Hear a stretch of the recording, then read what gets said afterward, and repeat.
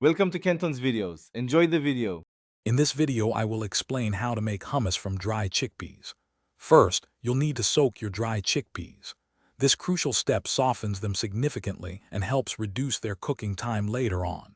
Place your desired amount of chickpeas in a large bowl, ensuring they are covered with at least 2 to 3 inches of water. For extra creaminess, add 1 teaspoon of baking soda to the soaking water. Let them soak overnight, or for at least 8 to 12 hours. Once your chickpeas have soaked, it's time to cook them. First, drain and rinse them well under cold water. Transfer the rinsed chickpeas to a large pot and cover them with fresh water, ensuring there's about 2 inches of water above the chickpeas. Bring the water to a boil, then reduce the heat to a gentle simmer.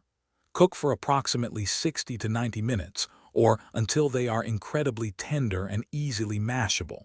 Don't forget to skim off any foam.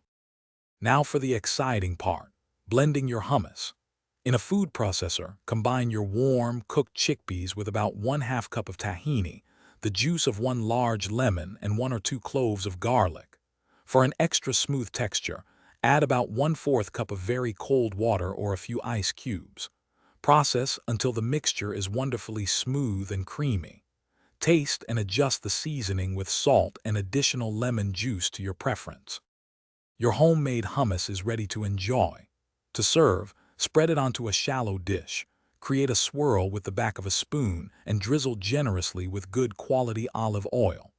A sprinkle of paprika or sumac and some fresh chopped parsley adds a lovely finish. You can also garnish with a few reserved whole chickpeas. Store any leftover hummus in an airtight container in the refrigerator for up to 4 or 5 days. Enjoy your delicious creation. Thanks for watching. Consider subscribing if we helped you.